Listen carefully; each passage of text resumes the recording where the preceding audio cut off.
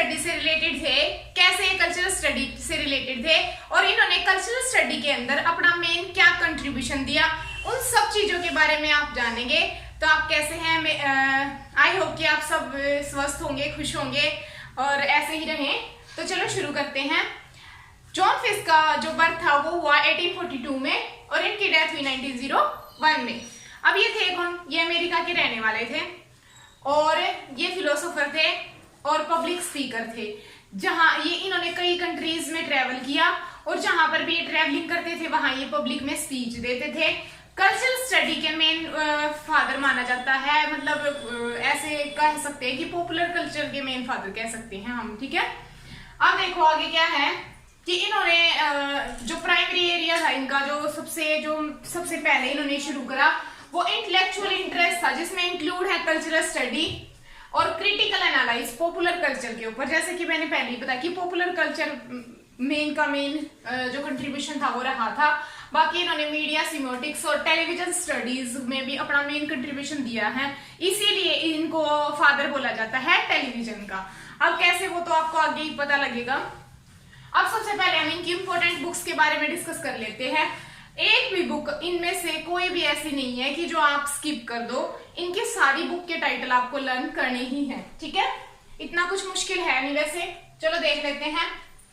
इनकी first book थी understand popular culture. Popular culture को अंडरस्टैंड करना किस तरीके से, वो भी आगे एक पूरी थ्योरी है पॉपुलर कल्चर के ऊपर, उसमें आपको क्लियर हो जाएगा। पहले आप एक बार बुक के नेम देख लीजिए। सेकंड है टेलीविजन कल्चर, ठीक है। जैसे मैंने ऊपर बताया कि ये टेलीविजन जो डिस्कोर्स था उससे स्टडी थी, उससे रिलेटेड थे। थर्ड है हमारा रीडिंग ऑफ द पॉपुलर। अब ये जो रीडिंग ऑफ द पॉपुलर है, ये क्वेश्चन 2021 में, अभी लास्ट ईयर जो नेट का एग्जाम हुआ था दिसंबर में, उसमें आया था कि जॉन फिस्क और उसको मैच करना था वर्क को, तो रीडिंग द पॉपुलर आया हुआ था, ठीक है। फोर्थ है पावर प्ले, पावर वर्क की। फिफ्थ है इसका मीडिया मैटर, कि मीडिया किस तरीके से मैटर करता है लोगों की लाइफ में। सिक्स है अमेरिकन रेवोल्यूशन।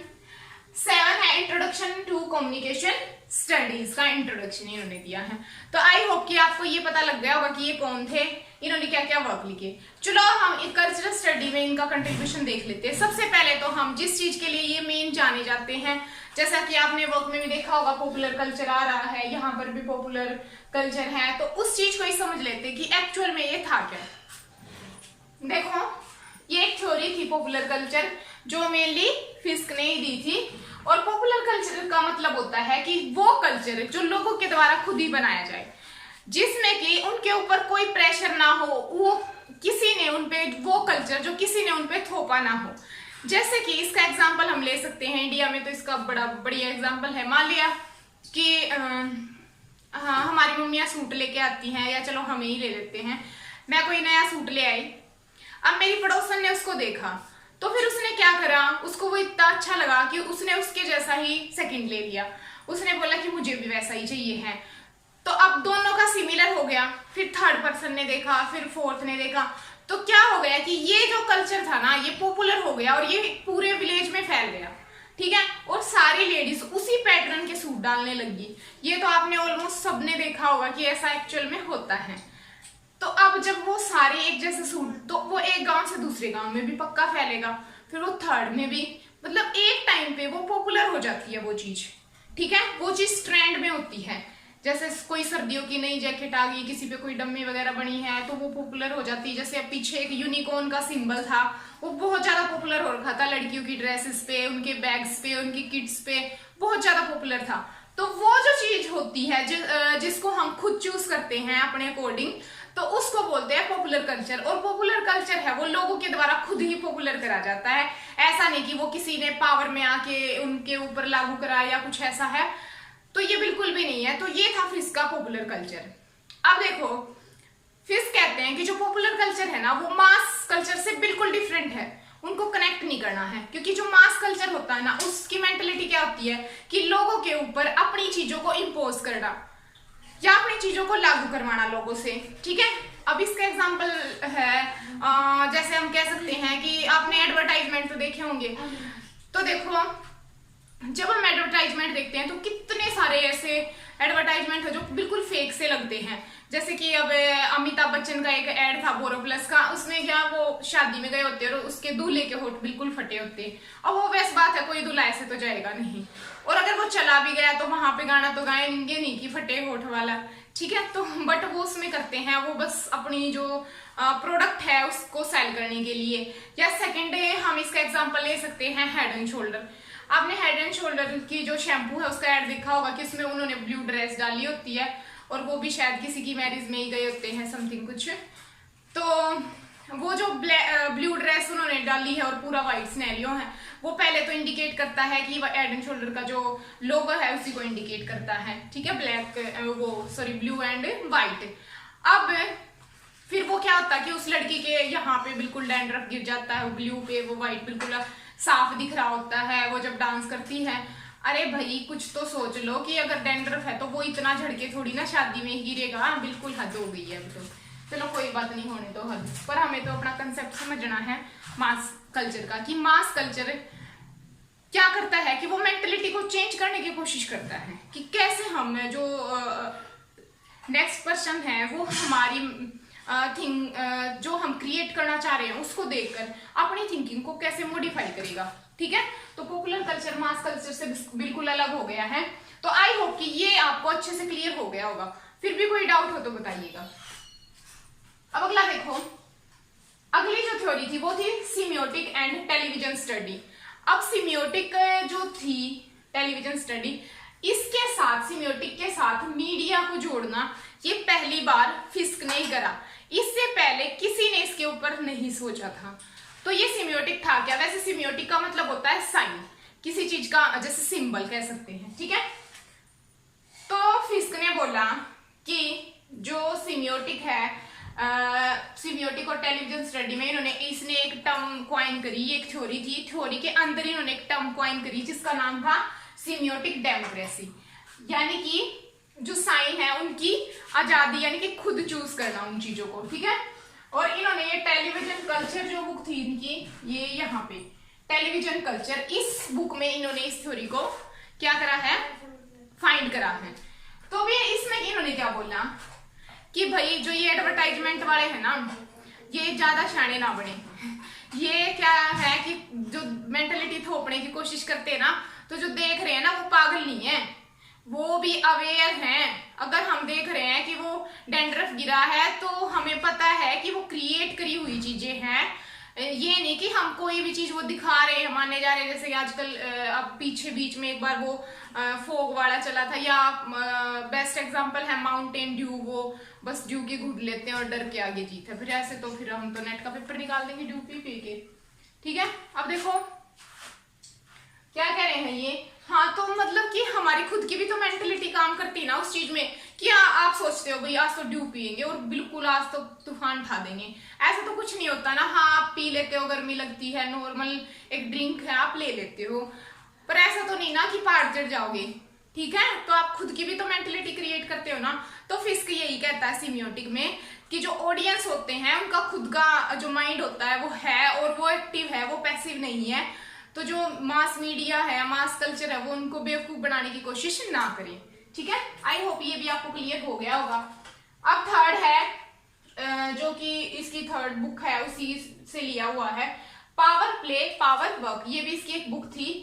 इसमें क्या बोला इसने कि it is a systematic set of operation upon people to ensure the maintenance of social order. अब इसमें क्या बोला कि एक ऐसा तरीका है जिसमें लोगों को एक सिस्टम के हिसाब से सेट करा जाता है, लोगों को अपने हिसाब से चलाया जाता है, ठीक है। कि पावर वाले जो पर्सन होते हैं ना वो डिसाइड करते हैं कि हमें क्या क्या करवाना है। जैसे कि इसका एग्जांपल हम ले सकते हैं गवर्नमेंट जॉब्स। अब गवर्नमेंट है जब फॉर्म निकाल लेगी तभी हम अप्लाई कर पाते हैं, एक सिस्टमेटिक ढंग से वो काम करती है, तो लोगों को उनके भरोसे चलना पड़ता है, ठीक है। इसी के अंदर, इसी वर्क के अंदर इन्होंने एक नई टर्म डिस्कवर करी जिसका नाम था पावर ब्लॉक।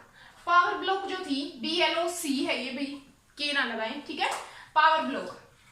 तो इसमें क्या बताया कि जो एजेंडा होता है ना, जो पॉलिटिकल अलायंस यानी कि पॉलिटिकल जो पार्टी होती है अलग अलग, वो मिलके क्या करती हैं, वो एक एजेंडा क्रिएट कर लेती हैं, वो एक ऐसा सिनेरियो क्रिएट करती हैं जिससे कि लोगों को ये लगे कि एक गवर्नमेंट तो हमारे लिए बड़ा अच्छा कर रही है, उसने तो ऐसा नहीं करा।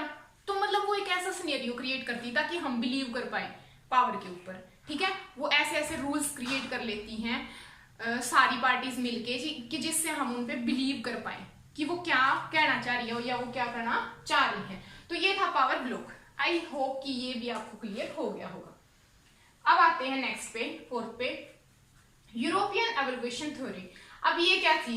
एवोल्यूशन का मतलब होता है, सबसे पहले ये डार्विन ने दी थी, आपको कुछ याद हो तो, बाकी अभी मैं बता देती हूँ। डार्विन ने क्या बोला था कि जो ह्यूमन बीइंग था वो पहले क्या था, एक ऐप था, ठीक है, मंकी था, बट धीरे धीरे उसकी थिंकिंग की ग्रोथ होती गई, धीरे धीरे वो चीजों को डेवलप करता गया और वो एक कैसे वो एक ऐप से या मंकी से एक ह्यूमन बीइंग बन गया, ठीक है। तो उसी को डिस्कस करा है इसने। अब देखो इसने क्या बोला है,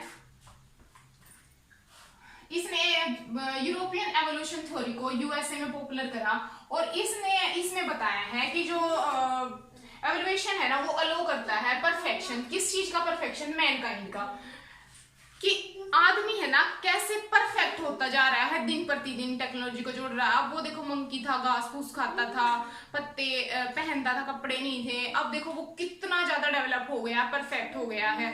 तो वो कह रहा है कि जो आदमी अब ये डेवलप हो रहा है, जो यूरोपियन जो कंट्री है वो भी डेवलप हो रही है 18th सेंचुरी में, तो वो कह रहा है कि ये सब ना गॉड का प्लान होता है, गॉड प्लान बनाता है, क्योंकि God brought human and divine close. क्योंकि गॉड चाहता है कि आदमी और पावर इकट्ठे आए। तो ये जो भी चेंज हो रहे हैं या हम इतने ज्यादा परफेक्ट बनते जा रहे हैं ना, ये किस कारण से है?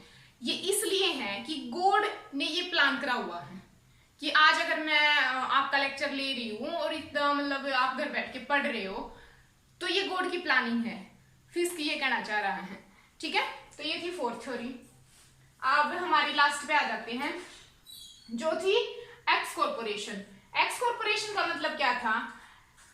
एक्स कॉर्पोरेशन का मतलब है कि जब हम किसी अदर का कल्चर एडॉप्ट कर लेते हैं या किसी डोमिनेंट का कल्चर जो हमारे से हाई होते, इलियट क्लास का या पावर का कल्चर, मान लिया कि इंडिया वाले हैं वो वेस्टर्न कल्चर को अपना रहे हैं क्योंकि वो हमारे से ज्यादा डेवलप हैं। तो जब हम किसी भी डोमिनेंट कल्चर को अडॉप्ट कर लेते हैं, बोरो कर लेते हैं और उसको अपनी लाइफ में अप्लाई कर लेते हैं, तो उसको बोलते हैं एक्स कॉर्पोरेशन थ्योरी, ठीक है।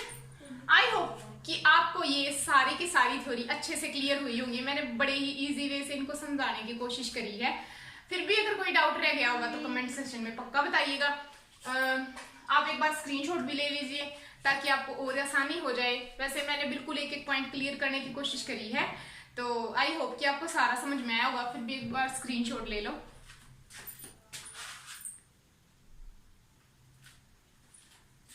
आई होप कि आपने स्क्रीनशॉट ले लिया होगा। तो ठीक है फ्रेंड, अब अगर आपको वीडियो पसंद आई है तो like, comment, share and subscribe करिए खुल के, और ऐसे ही वीडियोस देखने के लिए हमारे चैनल पे बने रहिए, सब्सक्राइब करिए ताकि आने वाली वीडियो का नोटिफिकेशन आप तक जल्दी पहुंच जाए। और खुश रहिए, आबाद रहिए। Thank you.